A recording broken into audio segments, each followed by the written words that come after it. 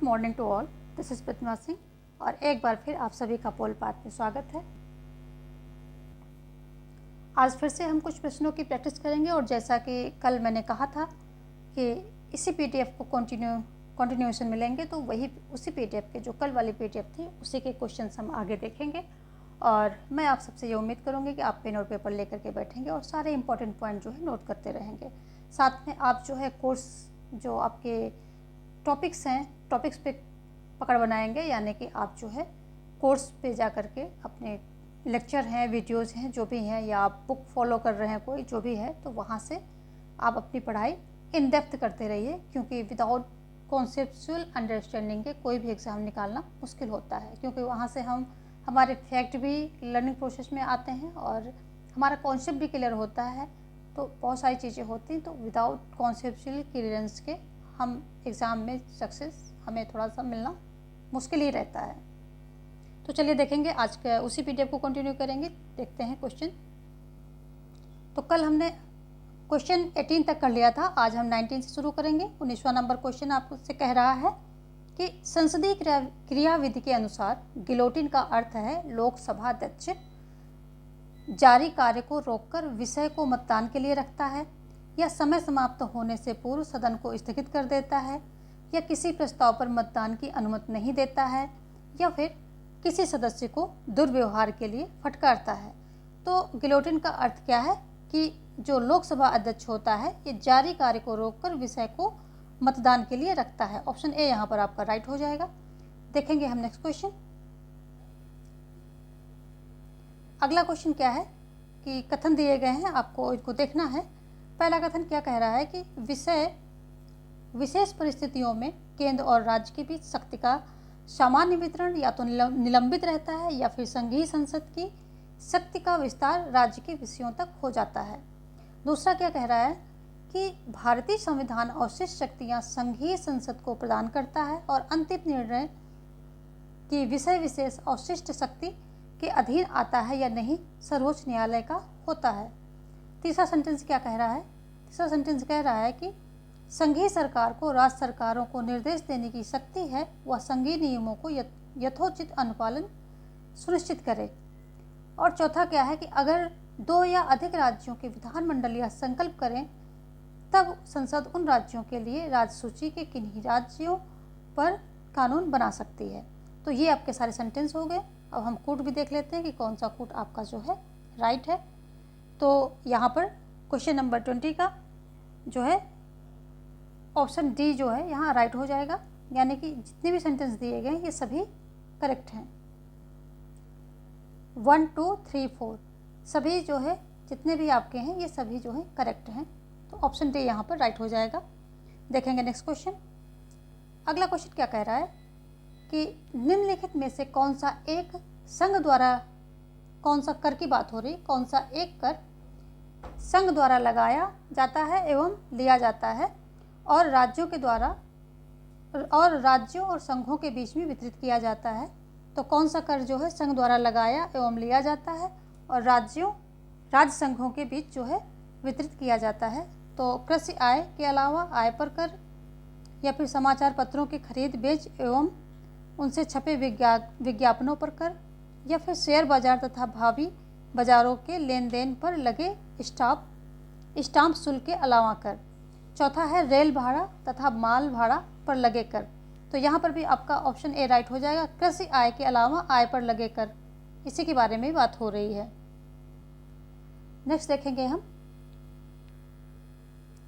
अगला क्वेश्चन क्या है कि अनुच्छेद 343D के अधीन निम्नलिखित में से किस एक कोटि कर उनकी जनसंख्या के अनुपात में पंचायत सदस्यता के लिए आरक्षित है? अनुसूचित जातियाँ एवं जनजातियाँ। पहले तो आप क्वेश्चन में यहाँ थोड़ा मिसप्रिंट है तो उसको ठीक कर लेते हैं कि जो अनुच्छेद 343D के अधीन निम्नलिखित में से किस एक कोटि यानी कि वर्ग का कर लेंगे यहाँ पर उनकी जनसंख्या के अनुपात में पंचायत सदस्यता के लिए आरक्षित है। तो कौन आरक्षित है यही बताना है आपको। अनुसूचित जातियाँ एवं जनजातियाँ, महिलाएं, पिछड़े वर्ग, विकलांग व्यक्ति। तो देखो उनकी जनसंख्या के अनुपात में और 343D के तहत अनुसूचित जातियाँ एवं जनजातियाँ का जो है आरक्षण का प्रावधान किया गया है। और जो टोटल उनकी जनसंख्या होगी, यानी कि जनसंख्या में जो उनका अनुपात होगा, उसके अकॉर्डिंग इनका जो है वहाँ पर पद आरक्षित रहता है, स्थान आरक्षित रहता है। और इसमें भी 1/3 जो है इसका 1/3 महिलाओं के लिए आरक्षित होता है। टोटल सीट का 1/3 महिलाएं लेती हैं। ये एक यहाँ पर बात याद रखने वाली है। दूसरी बात ये है कि बैकवर्ड जो पिछड़ा वर्ग है, इसका प्रावधान आरक्षण संविधान में इसके लिए कोई आरक्षण नहीं किया गया है। लेकिन हाँ, ये कहता है यदि राज्य चाहे, ठीक है, यदि राज्य चाहे तो वो अगर उसको ज़रूरत लगती है तो पिछड़े वर्ग के लिए भी स्थान को आरक्षित कर सकता है। तो संविधान में सिर्फ अनुसूचित जातियों एवं जनजातियों के लिए प्रावधान किया गया है, जबकि पिछड़े वर्ग को राज्य के भरोसे छोड़ दिया गया है। तो ये 3 चीज़ें याद रखेंगे। और जो भी सीट होंगी 1/3 महिलाओं की होंगे। इसमें देखेंगे अब हम, यहाँ पर पिछड़े वर्ग का हो गया। चलिए आगे देखेंगे। आगे भी आपके पास कुछ कथन है। बताया कि जैसे ये पूरी, इसमें ज़्यादातर कॉन्सेप्चुअल अंडरस्टैंडिंग के आपके जो है क्वेश्चंस आएंगे, फैक्चुअल कम ही रहेंगे। तो कथन क्या कह रहा है कि ग्रामीण पंचायत को अब राज्यपाल के प्रत्यक्ष पर्यवेक्षण में ला दिया गया है। दूसरा कह रहा है कि राज्य का वित्त आयोग अब राज्य तथा पंचायतों के बीच करों तथा लेवियों के बंटवारे को निर्धारित करता है। अब पंचायतें सीधे केंद्रीय सरकार से सहायता अनुदान पाने की हकदार हैं। चौथा है कि पंचायत की 1/3 सीटें अब महिलाओं के लिए आरक्षित हैं। संविधान के 73वें यानी कि 73वें संशोधन के अनुसार इनमें से किस किस को विधिक सत्ता के रूप में चित्रित किया है। तो यहाँ पर जो है ऑप्शन आपके सामने है और ये देख लेते हैं कि यहाँ पर कौन सा ऑप्शन सही है। आप सभी आंसर करेंगे तो सीधे सीधे आपको दिख रहा है कि जो ग्रामीण पंचायत को अब राज्यपाल के अधीन कर दिया गया है, तो ये तो है नहीं, गलत है। राज्य का वित्त आयोग अब राज्य तथा पंचायतों के बीच लेवियों के बंटवारे को निर्धारित करता है, ये राइट है। अब पंचायतें सीधे केंद्र सरकार से सहायता अनुदान लेंगी, तो नहीं भाई, ये राज्य सरकार के अधीन है, उन्हीं से करेंगी। और चौथा भी आपका सही नहीं बता रही हूँ, लगा रही हूँ राइट का इंसान, ठीक है। अब पंचायतें क्या है, सीधे सरकार से सहायता अनुदान पाने के लिए हकदार हैं, तो ऐसा नहीं है क्योंकि ये राज्य सरकार के अंतर्गत आता है, ठीक है। तो और चौथा भी आपका राइट है। तो यहाँ पर आपका कौन सा राइट है, दूसरा और चौथा, ऑप्शन डी यहाँ पर आपका राइट हो जाएगा, ठीक है। ऑप्शन डी राइट हो जाएगा। देखेंगे अब हम नेक्स्ट क्वेश्चन। नेक्स्ट क्वेश्चन क्या कह रहा है कि निम्नलिखित युग्मों में से कौन सा सही सुमेलित नहीं है। पहला है अनुच्छेद 15 का सबसेक्शन 4 सामाजिक तथा शैक्षिक रूप से पिछड़े वर्गों तथा अनुसूचित जाति एवं जनजाति के लिए विशेष प्रावधान। दूसरा क्या कह रहा है कि अनुच्छेद 22 का सबसेक्शन 4 निवारक निरोध के अंतर्गत संरक्षण की बात करता है। या फिर अनुच्छेद 2 का सबसेक्शन 2 दोहरे दंड से प्रतिरक्षा। अनुच्छेद यहाँ पर 2 नहीं होगा, यहाँ पर मिसप्रिंट है, तो ये मिसप्रिंट है, इसको हम यहाँ देख लेते हैं। अनुच्छेद 20 है, अनुच्छेद 20 का सबसेक्शन 2 यही कहता है कि दोहरे दंड से प्रतिरक्षा, ठीक है। तो ये 20 हो जाएगा, 2 नहीं होगा, है ना। 2 में तो चलिए देखेंगे ये क्या कह रहा है कि अनुच्छेद 16 का सबसेक्शन 4 ऐसा विभेद जो राज्य के अधीन सेवाओं में कार्यरत स्त्रियों के पक्ष में है। तो यहाँ इसमें कौन सा सही नहीं है वो आपको बताना है। तो अगर हम 24 का देखें तो ये कौन सा यहाँ पर सही नहीं है, तो ये जो डी है ये सही नहीं है, क्योंकि इसमें जो है स्त्रियों के पक्ष में ऐसा कुछ बात नहीं किया गया है। जबकि अनुच्छेद 15(4) भी सही है, सामाजिक तथा शैक्षणिक रूप से पिछड़े वर्गों अथवा अनुसूचित जाति के लिए विशेष प्रावधान इसमें किया गया है। और जो अनुच्छेद 22 का 4 है ये निवारक निरोध के अंतर्गत संरक्षण की बात ये भी करता है। तो देखो इसको मैं थोड़ा सा क्लियर कर दूंगी। जो 15 का सबसेक्शन 4 है इसमें ST, SC एंड OBC इनका क्या है, जो शैक्षणिक संस्थाएं होंगी, शैक्षणिक संस्थाएं हैं, इसमें क्या है, इसमें जो है आरक्षण की बात करता है ये जो है 15 का सबसेक्शन 4, ठीक है। तो इसको आप PGT लेवल पे इस तरह के क्वेश्चन आते हैं तो आप इसको नोट डाउन कीजिए और ये इंपॉर्टेंट हैं। ये जो 15 का 4 है ये इंपॉर्टेंट है और 16 का सबसेक्शन 4 है ये भी इंपॉर्टेंट है। ये दोनों इंपॉर्टेंट है, यहाँ पे सारे मैंने इंपॉर्टेंट ही रखे हैं। तो ये जो है आप इनको, ये सारे पूछे जाते हैं तो इनको नोट डाउन कीजिए। 15 का सबसेक्शन 4 नोट डाउन कीजिए और 16 का सबसेक्शन 4 ये दोनों बहुत ही इंपॉर्टेंट है। अभी भी एमपी जो है किसमें सेट में या वर्ग 1 में ये क्वेश्चन आया था, 16 का सबसेक्शन 4 पूछा गया था। ये बहुत रिपीटेडली ये दोनों सबसेक्शन पूछे जाते हैं। तो पीजीटी वाले इसको नोट डाउन करेंगे अलग से, इम्पॉर्टेंट का जो है वहाँ पर स्टार लगाएंगे और नोट डाउन करेंगे, ठीक है। और सेक्शन का 4 क्या कहता है कि ऐसा, ये तो मतलब गलत है तो इसको हम जो राइट है वो बताएंगे। तो इसमें जो है यही ST SC and OBC, ST SC और कौन OBC इनके जो है आरक्षण की बात होती है किसमें, सरकारी सेवाओं में, ठीक है। तो देख लीजिए यहाँ पर सरकारी सेवाओं की बात हो रही है, नौकरियों में आरक्षण सीधे सीधे कह लीजिए तो नौकरियाँ कर लेते हैं, नौकरियों में आरक्षण की बात ये करता है। और वेरी इंपॉर्टेंट है ये दो, आप जो है इनको अलग से इम्पॉर्टेंट कोई एक इम्पॉर्टेंट क्वेश्चन का आप वो बनाइए, थोड़ा सा स्पेस रखिए, यानी कि अलग से कुछ पेजेस रखिए, तो उसमें जो इम्पोर्टेंट बताया जाए उसको नोट डाउन कीजिए, वहाँ से क्वेश्चन बहुत ज़्यादा आते हैं, ठीक है। तो ये हो गया इसका, सरकारी नौकरियों में आरक्षण की बात होती है। और इसी में जो है बैकलॉग की भी बात होती है, बैकलॉग, ठीक है, बैकलॉग की बात इसी में होती है। इसमें क्या होता है कि जो पिछड़े वर्ग की, यानी कि ये जो सीट हैं SC SC OBC, इनकी सीट अगर इस मतलब प्रेजेंट ईयर में नहीं भर पाई हैं तो अगले ईयर की जो सीट आरक्षण होगा उनका, जितना भी आरक्षण है तो उतना तो भरा ही जाएगा, प्लस इस ईयर का जो बचा हुआ है, सीटें नहीं भर पाई, फिल नहीं हो पाई हैं, तो उनको भी भरा जाएगा अलग से, उसको मिक्स नहीं किया जाएगा, समझ रहे हैं। जो उनका अपना कोटा है वो तो फिल होगा ही होगा, प्लस बैकलॉग यानी कि जो बची हुई सीटें वो भी भरी जाएंगी। तो वो भी इसी सबसेक्शन 16 के जो है सबसेक्शन में ही बात, ये 16(4) का जो है A B ऐसे करके सबसेक्शन है। तो A में क्या है, सरकारी नौकरियों में आरक्षण की बात करता है, और B बैकलॉग की बात करता है, ठीक है। B बैकलॉग की बात करता है, A आरक्षण की बात करता है। चलिए, और ये सरकारी नौकरियों से, बैकलॉग भी सरकारी नौकरियों से ही संबंधित है, ये पूरा अनुच्छेद सरकारी नौकरियों से संबंधित है। A नौकरियों में आरक्षण की बात करता है और B कहता है वही जो बैकलॉग है उसको अलग से भरा जाएगा। देखेंगे नेक्स्ट क्वेश्चन। अगला क्वेश्चन क्या कह रहा है कि धर्म की स्वतंत्रता के अधिकार के विषय में निम्नलिखित वक्तव्यों में से कौन सा सही नहीं है। तो धर्म की स्वतंत्रता के अधिकार के विषय में आपको देखना है, सेंटेंस देख लेते हैं। राज्य धार्मिक वृत्तियों से जुड़े हुए आर्थिक, वित्तीय, राजनीतिक या अन्य धर्मनिरपेक्ष क्रियाकलापों का विनियमन करता है। धर्म की स्वतंत्रता के अधिकार की सार्वजनिक व्यवस्था, नैतिकता तथा स्वास्थ्य के अनुरक्षण के आधार पर रोक लगाई जा सकती है। प्रत्येक धार्मिक संप्रदाय को धार्मिक और पूर्व प्रयोजन के लिए संस्थाओं की स्थापना के लिए पोषण का अधिकार है। किसी धार्मिक संप्रदाय द्वारा एक धर्म विशेष को प्रोत्साहन तथा अनुरक्षण देने के लिए विनियोजित की गई निधियों पर कर लगाया जा सकता है।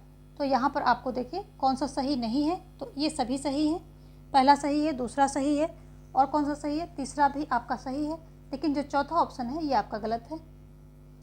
तो ये जो है कर की बात तो करता ही नहीं, कर साफ साफ कहा गया है आपके संविधान में कि राज्य जो है धार्मिक जो गतिविधियां होंगी या धार्मिक संप्रदाय होंगे, उनके जो है संस्थाएं वगैरह होंगी जो भी हैं, तो उन पे जो है धार्मिक कर, सीधा सीधा आप ये समझिए कि धार्मिक कर राज्य नहीं लगा सकेगा, ठीक है। तो कर की तो बात ही नहीं की है, तो ये यहाँ पर गलत हो जाएगा। जबकि जो है नैतिकता, स्वास्थ्य, इन सब के अनुरक्षण के लिए जो आधार पर रोक लगाई जा सकती है, ये भी सही है।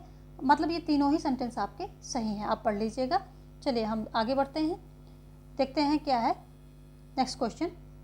अगला क्वेश्चन कह रहा है कि संसद के दोनों सदनों के संयुक्त सत्र की अध्यक्षता करते हैं, कौन करते हैं। अध्यक्षता की बात हो रही है, भारत के उपराष्ट्रपति, लोकसभा के जो लोकसभा के अध्यक्ष है वो, या राज्य सभा के सभापति, या भारत के प्रधानमंत्री। तो कौन करते हैं, ये लोकसभा अध्यक्ष के द्वारा जो है क्या किया जाता है, संयुक्त सत्र की अध्यक्षता की जाती है। और किसके अंतर्गत की जाती है, 118 के अंतर्गत ये की जाती अध्यक्षता।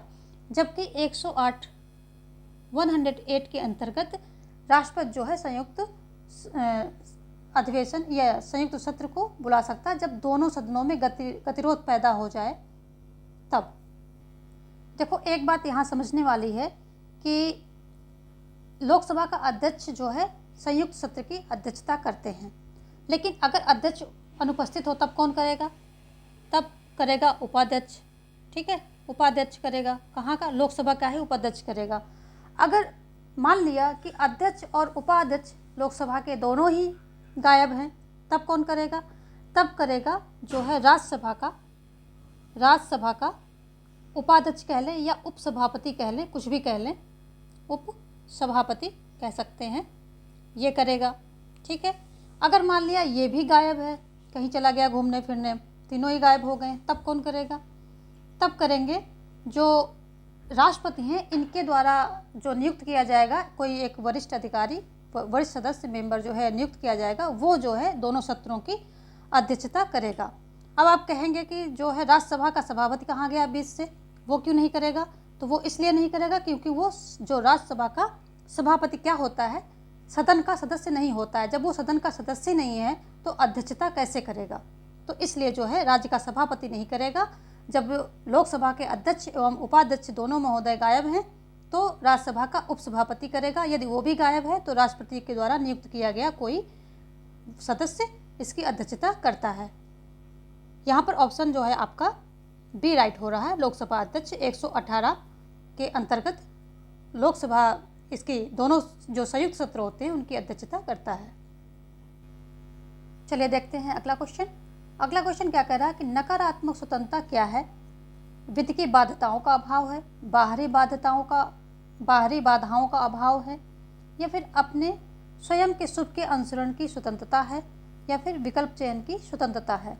क्या है? तो ये जो नकारात्मक स्वतंत्रता है ये कहता है वित्तीय बाध्यताओं का अभाव बताता है कि किसी प्रकार की जो है बाध्यता नहीं होनी चाहिए स्वतंत्रता को फॉलो करने में। जबकि जो सकारात्मक स्वतंत्रता है वो कहता है कि उचित प्रतिबंधों का मतलब वहाँ पर लगाना चाहिए, उचित प्रतिबंध है वो लगने चाहिए, ऐसा जो है सकारात्मक स्वतंत्रता कहती है, ठीक है। हॉब्स महोदय क्या कहते हैं इस बारे में, स्वतंत्रता के बारे में? अगर हॉब्स का देखें तो ये कहते हैं कि जहाँ तक कानून मौन है वहीं तक स्वतंत्रता है। तो कानून का मौन रहना, जहाँ तक कानून मौन है वहीं तक जो है स्वतंत्रता है। ये कौन कहता है? हॉब्स। पूछा जाता है बार बार, तो मैंने यहाँ शॉर्ट में लिख दिया है, कानून जब तक मौन है तब तक जो है स्वतंत्रता है, ऐसा हॉब्स कहते हैं, ठीक है। ऑप्शन है यहाँ पर राइट हो गया है। चलिए देखेंगे नेक्स्ट क्वेश्चन। अगला क्वेश्चन क्या कह रहा है कि नौ उदारवाद मुख्यतः निम्नलिखित में से किस पर बल देता है? नौ उदारवाद की बात हो रही है, किस पर बल देता है? बाजार दक्षताओं को राजनीतिक स्वतंत्रता के लिए नींव के रूप में स्थान देना और राज्य की सीमित भूमिका के लिए तर्क देना। अगला क्या है? राज्य, समाज और व्यक्ति के लिए स्थापन अभिव्यक्ति के लिए वचनबद्धता। तीसरा कहता है बहुसंख्यक के संकल्प को अग्रता प्रदान करता। जबकि चौथा सेंटेंस ये कह रहा है कि राज्य की शक्ति को उसकी सीमाओं से परे विस्तार देना। और बात यहाँ किसकी हो रही है? क्वेश्चन थोड़ा शॉर्ट कर लेते हैं। नौ उदारवाद किस पर बल देता है, जो है इसकी बात हो रही है। तो ऑप्शन जो है ए यहाँ पर राइट हो जाएगा। बाजार दक्षताओं को राजनीतिक स्वतंत्रता के लिए नींव के रूप में स्थान देना और राज्य की सीमित भूमिका के लिए तर्क देना, ठीक है। ऑप्शन ए यहाँ पर राइट हो जाएगा। देखेंगे हम नेक्स्ट क्वेश्चन। अगला क्या कह रहा है कि बहुलवादी विचारक संप्रभुता की पारस्परिक अवधारणा का विरोध क्यों करते हैं? क्योंकि अन्य संघ उतने ही महत्वपूर्ण है जितना राज्य, क्योंकि यह अंतर्राष्ट्रीय सहयोग के मार्ग में बाधक है, क्योंकि यह गैर लोकतांत्रिक है, क्योंकि यह निष्प्रभावी है। तो यहाँ पर भी ऑप्शन ए आपका राइट हो जाएगा। बहुलवादी विचारक संप्रभुता की पारस्परिक अवधारणा का विरोध इसलिए करते हैं क्योंकि ये मानते हैं कि अन्य संघ उतने ही महत्वपूर्ण है जितना कि राज्य। अगला क्वेश्चन क्या कह रहा है कि समानता के निम्नलिखित प्रकारों में से कौन सी समानता के उदारवादी अभिप्राय के साथ सुसंगत नहीं है? तो समानता के उदारवादी अभिप्राय के साथ जो सुसंगत वर्ड है वो आपको सेग्रीगेट करना है, जो नहीं है वो भी सेग्रीगेट करना है, ठीक है। तो यहाँ ऑप्शन है वैधानिक समानता, राजनीतिक समानता, सामाजिक समानता या फिर आर्थिक समानता। तो यहाँ पर जो है ये उदारवादी है, तो इनके साथ अगर सुसंगत नहीं है तो आर्थिक समानता सुसंगत नहीं है, आर्थिक समानता की बात नहीं करते हैं, ठीक है। उदारवादी आर्थिक समानता की बात नहीं करते हैं। ये कहते हैं इनका मतलब है कि सारे व्यक्ति को छूट है कि अपने हिसाब से अपने स्किल के अकॉर्डिंग वो मतलब अब बदलें और यानी कि बाज़ार में अपनी गतिविधियां करें, निजी संपत्ति बनाएं, तो वो उनको खुली छूट देना चाहता है। जबकि वैधानिक, राजनीतिक, सामाजिक जो है ये समानताएं इसके साथ सुसंगत हैं। देखेंगे हम नेक्स्ट क्वेश्चन। नेक्स्ट क्वेश्चन क्या कह रहा है कि निम्नलिखित में से कौन सा अनुक्रम जॉन लॉक के राजनीतिक दर्शन की दृष्टि से सही है। जॉन लॉक के अनुसार कौन सा राजनीतिक, उनके जो जॉन लॉक का दर्शन है उसके अनुसार कौन सा सही है। प्राकृतिक अवस्था, नागरिक समाज, प्राकृतिक अधिकार और संविदा। फिर अगला आता है प्राकृतिक अधिकार, संविदा, प्राकृतिक अवस्था, नागरिक समाज। फिर नेक्स्ट क्या क्रम है कि प्राकृतिक अवस्था, संविदा, नागरिक समाज और प्राकृतिक अधिकार। और नेक्स्ट लास्ट क्या कहता है कि प्राकृतिक अधिकार, प्राकृतिक अवस्था, संविदा और नागरिक समाज। तो यहाँ पर जो है ऑप्शन आपका सी राइट हो जाएगा। सबसे पहले जो है प्राकृतिक अवस्था होती है, फिर उस प्राकृतिक अवस्था में कोई अथॉरिटी या सत्ता नहीं होती है जिससे जो है कानून वगैरह फॉलो नहीं किए जाते, तो संविदा होती है यानी कि समझौता होता है। उसके बाद नागरिक समाज बनता है, तब फिर प्राकृतिक अधिकार आते हैं। प्राकृतिक अधिकार पहले से आते हैं लेकिन प्राकृतिक अधिकार को जिससे फॉलो करवाया जाता है, तो ये सारी चीज़ें आती हैं। यहाँ पर जो है ऑप्शन सी आपका राइट हो जाएगा। नेक्स्ट क्वेश्चन देखेंगे। अगला क्वेश्चन कह रहा है कि निम्नलिखित में से किस एक से नागरिक की स्वतंत्रता का उत्तरोत्तर अतिलंघन होता है। एक विकेंद्रीकृत नौकरशाह राज्य, या मिलनी जुली बहुदलीय सरकारें, या शक्ति का अंतरण, या सकारात्मक क्रिया। किससे जो है नागरिकों की स्वतंत्रता का उत्तरोत्तर यानी कि ज़्यादा हर दिन अतिलंघन होता है, तो ये है जो है ऑप्शन ए हो जाएगा, एक केंद्रीकृत नौकरशाह सरकार। एक केंद्रीकृत जो यानी कि एक सरकार ऐसी है, केंद्रीकरण है, सारी शक्तियाँ उसी सरकार में केंद्रीकृत हैं, उसी के अंडर में हैं, और वो नौकरशाहों के बल पे जो है, नौकरशाह उसके अधीन में है और नौकरशाहों के बल पर जो है सारी शासन व्यवस्था को चला रही है। तो एक केंद्रीकृत जो है नौकरशाह सरकार, ठीक है, नौकरशाह राज्य, जो नौकरशाह पर, जो राज्य नौकरशाहों पर डिपेंड है, तो ये नौकरशाह क्या करते हैं कि जनता के प्रति उत्तरदायी नहीं होते हैं, और इस तरह के राज्य में जो नागरिकों की स्वतंत्रता होती है वो दिनों दिन उसका अतिलंघन होता रहता है। नेक्स्ट क्वेश्चन क्या कह रहा है कि यहाँ पर दो सूचियाँ हैं और आपको कोड का प्रयोग करके उनको सही से सुमेलित करना है। देख लेते हैं क्या क्या है। सूची 1, सूची 2 सर्वहारा की तानाशाही है, अधिकारों की स्वीकारोक्ति है, राज्य का महिमा मंडन है, राज्य का सामान्यता विरोध है। और यहाँ पर है उदारवाद, साम्यवाद, अराजकतावाद और फांसीवाद। पहले हम इसको देख लेंगे, कोड बाद में देखेंगे। तो यहाँ पे देख लेते हैं सर्वहारा की तानाशाही, ये यहाँ पर क्या आ जाएगा, ये साम्यवाद से संबंधित हो जाएगा, 2 हो जाएगा। फिर अधिकारों की स्वीकारोक्ति, ये उदारवाद से संबंधित है, तो ये 1 हो जाएगा। फिर आ जाएगा राज्य का महिमा मंडन, तो ये राज्य का महिमा मंडन फांसीवाद से संबंधित है, यहाँ पे हम 4 कर देंगे। फिर राज्य का सामान्यता विरोध कौन करता है, तो ये अराजकतावादी होते हैं, ये राज्य का विरोध करते हैं, राज्य होना ही नहीं चाहिए, यहाँ पर हम 3 कर देंगे। तो 2, 1, 4, 3 हमारा ऑप्शन हो गया। देख लेते हैं 2, 1, 2, 1, 4, 3 ऑप्शन सी जो है यहाँ पर आपका राइट हो रहा है। देखेंगे हम नेक्स्ट क्वेश्चन। अगला क्वेश्चन क्या कह रहा है कि निम्नलिखित विचारों में से कौन सा विचार मार्क्सवाद का अभिन्न भाग है। कौन सा है? भौतिकवादी द्वंद्ववाद, आर्थिक कारक की प्राथमिकता, पूंजीवाद के अंतर्गत अधिशेष के विनियोजन के पर्याय के रूप में, अधिशेष मूल्य, वर्ग संघर्ष की संकल्पना। तो मार्क्सवाद का अभिन्न अंग कौन सा है, तो ये भौतिकवादी द्वंद्ववाद है, ये जो है भौतिकवादी द्वंद्ववाद है, ये जो है अभिन्न अंग है। और यदि हम बात करें कि इन्होंने कहाँ से लिया, तो जो भौतिकवाद वर्ड है ये इन्होंने फ्यूरबैक से लिया है, ठीक है। और इन्होंने द्वंद्वात्मक पद्धति या द्वंद्ववाद कह लीजिए, तो ये हेगल से लिया है। लेकिन डिफरेंस ये है कि जो हेगल का ये द्वंद्ववाद था, तो ये द्वंद्वात्मक चेतनावाद है, ठीक है। क्या है? द्वंद्वात्मक क्या है? चेतनावाद है। जबकि मार्क्स का क्या है? भौतिकवादी द्वंद्ववाद है, या द्वंद्वात्मक भौतिकवाद बोल सकते हैं। और यानी कि जो भौतिक परिस्थितियाँ होती हैं वो सामाजिक संरचना का वही आधार होती हैं, वही सबसे मेन रोल अदा करती हैं, भौतिक जो परिस्थितियाँ होती हैं, ठीक है। तो यहाँ पर ऑप्शन ए आपका राइट हो जाएगा। चलिए देखेंगे हम नेक्स्ट क्वेश्चन। अगला क्वेश्चन क्या कह रहा है कि मार्क्सवाद की आधारशिला क्या है। बुर्जुआ जीवन शैली पर प्रहार, आर्थिक नियतवाद या इतिहास की भौतिकवादी संकल्पना, राज्य का विशिष्ट दर्शन। तो किसका है? मार्क्सवाद की आधारशिला। आधारशिला की बात में हो रही, वैसे बुर्जुआ जीवन शैली पर प्रहार, आर्थिक नियतवाद, ये सारे आपको ऑप्शन यहाँ कन्फ्यूज करने के लिए हैं। यहाँ पर ऑप्शन जो है सी सही है, इतिहास की भौतिकवादी संकल्पना, यही जो है ऑप्शन यहाँ पर राइट हो जाएगा क्वेश्चन नंबर 35 का। तो यदि हम इतिहास की भौतिकवादी संकल्पना के बारे में थोड़ा सा जानें तो ऐतिहासिक भौतिकवाद में कार्ल मार्क्स ने यह बताने का प्रयास किया है कि किस प्रकार इतिहास के विभिन्न युगों में उत्पादन के साधन का उदय हुआ और विभिन्न युगों में उत्पादन के साधन के आधार पर संपूर्ण व्यवस्था का निर्धारण अलग अलग रूपों में हुआ है। तो इन्होंने जो है इन सब चीज़ों को प्रूफ देने के लिए इतिहास को जो है 5 युगों में बांटा है, 5 युग में, जिसमें कि आदिम साम्यवाद है और उसके बाद आता है स्वामी और दास युग आता है, फिर आता है सामंती, फिर आता है पूंजीवाद, फिर इनका अपना का जिसके इन्होंने परिकल्पना की थी इनका साम्यवाद। तो ये 5 युगों में बांटा है कि जैसे ये 4 हुए हैं ऐसा आगे जो है ये फिर आएगा, ऐसा इन्होंने कहा था। तो 5 युगों में बांटा है, इन सब चीज़ों से ये प्रूफ देना चाहते थे अपने विचारों को। चलिए यहाँ पर जो है आज अगेन हमने जो है इस PDF को कंप्लीट किया है और इस सेशन को मैं यहीं पर स्टॉप करना चाहूँगी। और जितने भी लोग देख रहे हैं सेशन को लाइक कर देंगे, अपने दोस्तों में शेयर कर देंगे और सब्सक्राइब नहीं किया है तो वो भी कर लेंगे।